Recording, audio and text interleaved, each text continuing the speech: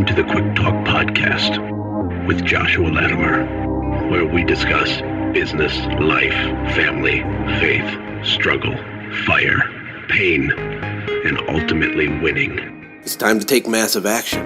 Look, I can't work harder on your life or business than you do. It's ultimately all on you. You know, God created all the food the birds would ever need, but he doesn't put it in their nest. You've got to go get it. 10 out of 10 people die. So how about doing something today that actually matters while you still can?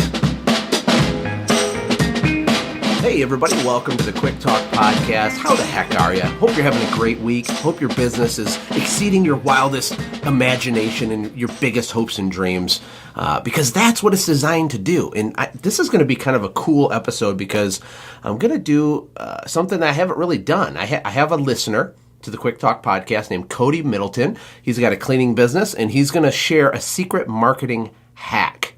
And it's actually a really simple concept, but when he had mentioned it to me, I said, dude, like, this is so simple and people could apply it immediately. Like, would you be willing to come on here and tell us your super secret ninja magic with your marketing stuff? I'll let him kind of unpack what it is, but it has to do with using Facebook Marketplace ads. And it only takes a small investment of your time. And he's generated like 14 grand the last couple months doing this. So I'm going to let him explain that. But Cody, thank you for taking a few minutes. How the heck are you? Oh, Josh, I couldn't be better. I love what we do, and I'm excited to be on here and help everybody else do the same. Awesome. Well, tell us where you're located and how long you've been in business. Give us like a little snapshot of what you got going on over there. All right. I live in Victoria, BC, Canada. We are a wonderful small island of misfits. But yeah, my wife and I got married about 2 years ago. We made the move out here. I started in sales. I sold cell phones for the weirdest reason. It worked for me. And then I ended up helping a friend of mine clean carpets, which I think most of the listeners have had an experience in, or I've heard a few of them at least. And then I realized that cleaning carpets was tough. And I was making the company a lot of money, and I thought to myself, I can do the same thing with something a little easier on my back and still make some good money. So I invested my time, and I got into window cleaning. Awesome. And how long have you been cleaning windows up in BC? Here, I've actually been only 1 year, and I didn't really start to take off until just after the spring rush. I didn't invest a lot of effort into it. I was still helping with the carpets, but I just decided to cut my ties and just go full steam. And I've been making a solid living even after the busy season. You know, it's been pretty awesome. Yeah, and the reason I like this little trick that you're going to share is, number one, it's really simple, and it's really applicable to small companies that are just starting out, that maybe you have more time than you have money, right? So when you're starting a business, it's normal to have an excess of time and a lack of money. And then as you create momentum and you start booking yourself 2 and 3 and 4 weeks out, and you raise your prices and you get some financial momentum, you're going to find yourself in the opposite situation where you have money, but you don't have any time. And so much stuff we can do to market our business. This is a really simple way. Even though you do this online, I still consider this a proactive marketing technique, which I talk about in the podcast. And it's really like a boots on the ground thing, except you're doing it on your computer, which is really, really cool. So go ahead and dig in and tell us what this is and what you've done to generate the extra 14K in work using Facebook. Oh, absolutely. You know, I was listening to you on the podcast talking about ones that have more time than money. But I thought to myself a long time ago that there has to be a simpler way to generate income without having to go to those areas and, you know, do the door-to-door thing. So I looked into Marketplace on Facebook, which is my marketing hack, as you mentioned it. I started looking at small groups of people that needed help. And my very first group that I joined was a single moms group, and I got a lot of flack for it. People made fun of me. But I just went on there and I just posted a couple of little, you know, words saying that I offer window cleaning. I understand that it can be hard to do this yourself if you have a family. And I got a lot of traction. I got a lot of people sending me messages, PMs, as they say, and I got a lot of work from that way.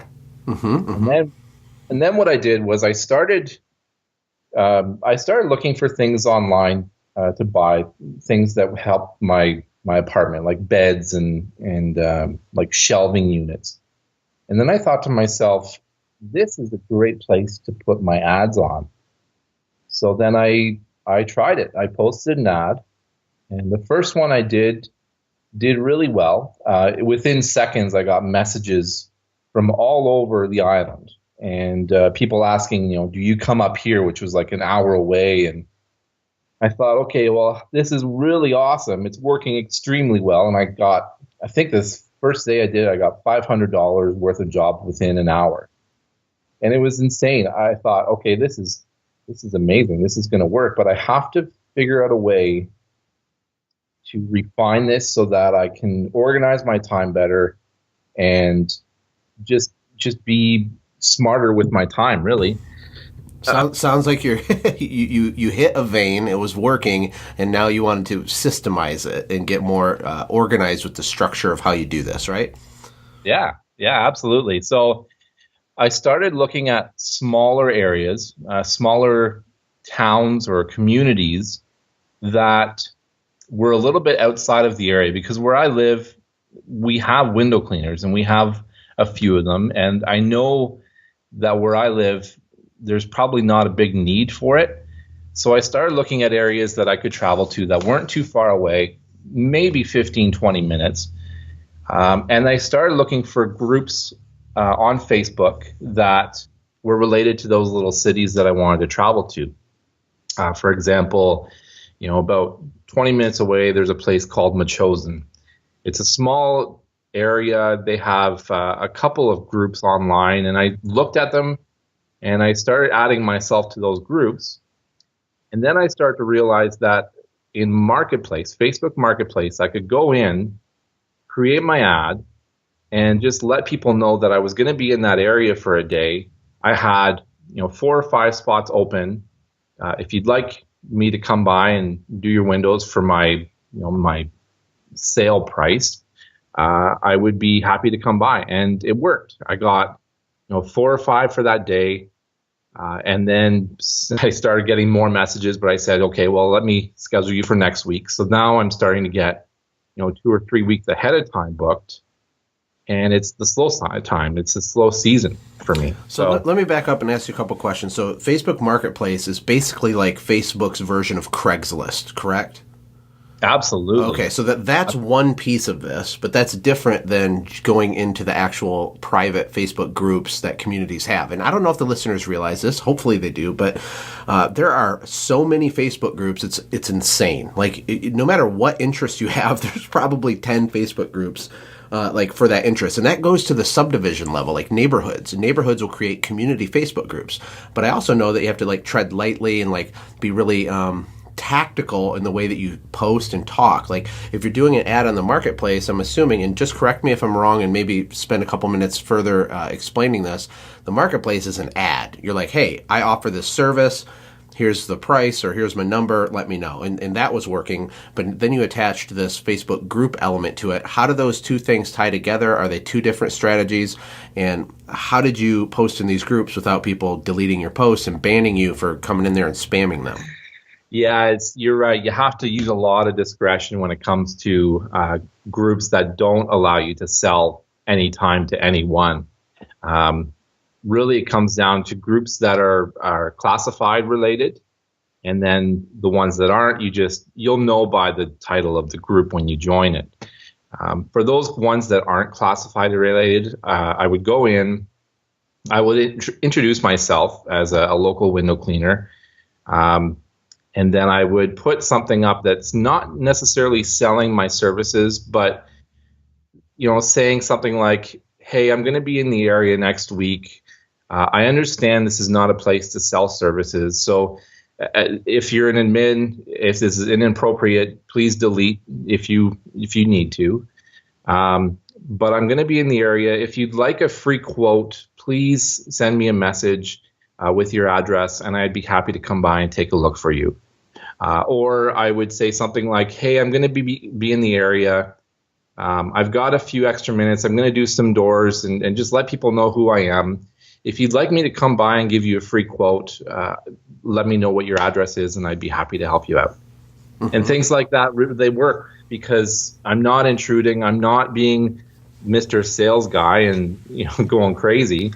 And I'm being a part of the community. And as I think about this, like if I was going to do this like today, I would think of ways to add value to the group or do-it-yourself tips or something where you could still be pretty clear that you're in so-and-so business or you offer such and such service, but you can add value like DIY stuff, or you can go in there and just start commenting on other people's threads, right? I mean, like everything else I talk about, this is a tactic. Okay, and tactics are awesome. But if you can take the tactic and couple it with a strategy, it's more awesome. And what I mean by that is you want to play the long game, right? If you could get your little claws rooted into some of these communities, get 1 or 2 customers in there, get a little bit of social proof going, make for every 1 post where you're implying they hire you, you have 9 posts where you're adding value or liking other people's stuff or commenting back. That's really the right way to do this, right? Have you started kind of playing the game that way? Oh, absolutely. Yeah. I'll go in and like I said, or like you said there, I'll start to like people's pictures or comments, or I'll just comment. Or if I have been in the area and say there's a traffic accident, I'll warn people, to slow down or just to kind of keep an eye out.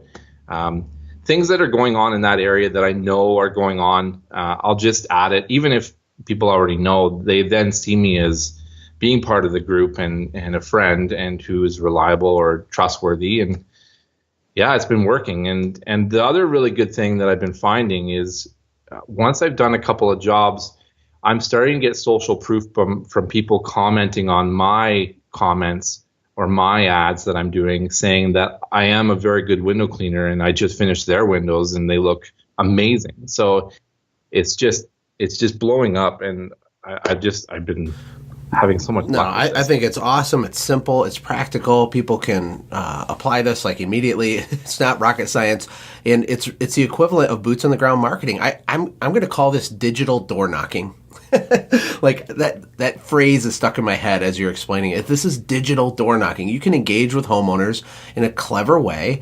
Play the long game. Don't be a tool and just try to sell all your stuff. Nobody likes that. But add some value and like get engaged in these groups. I think it's super powerful. In fact, door knocking these days is not even a good idea in a lot of parts of the country, right? Because people are freaked out and, you got just a lot of security risks and things like that. This is a backdoor in to real homeowners that need your service. And over the long haul, it's the same difference as you working in neighborhood in person for a few years and gaining a lot of customers and trust and social proof. I think it's awesome. So I thank you for taking a few minutes to share this with people. Thousands and thousands of people are going to hear this and start digital door knocking because of you, Cody. How cool is that?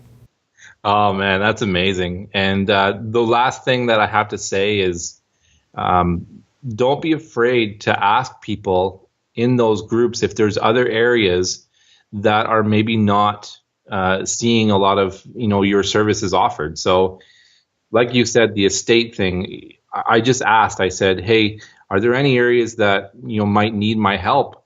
And I got 3 different estates or groups of homes that have little groups, and it's maybe only 300 or 400 people, but those people haven't had someone in their area for a long time that need your services. So don't be afraid to ask. Yeah, I think it's awesome. It's tactical. It's simple. You can like sit in your underwear and drink coffee and make sales. That's pretty cool. So, Cody, thank you. I hope you have a great 2018 and circle back with me after you get this thing really systemized and scalable, because I think there's something here for sure. The digital door knocking system. My wheels are turning in my head. So I appreciate your time. Hope you have a great rest of your day. Thanks, Josh. Hey, thanks for hanging out, friends. And from all of us here at the Quick Talk Podcast team, we hope you loved today's show. We hope that you were inspired to become a doer and not just a listener. Apply what you've heard today in your own business and watch things change for the better. Lastly, remember that all the money in the world can't save your soul. Seek first the kingdom of God, my friends. We'll see you next time. For more information about the Quick Talk Podcast or Joshua's other businesses, visit our website, quicktalkpodcast.com. Have a blessed day.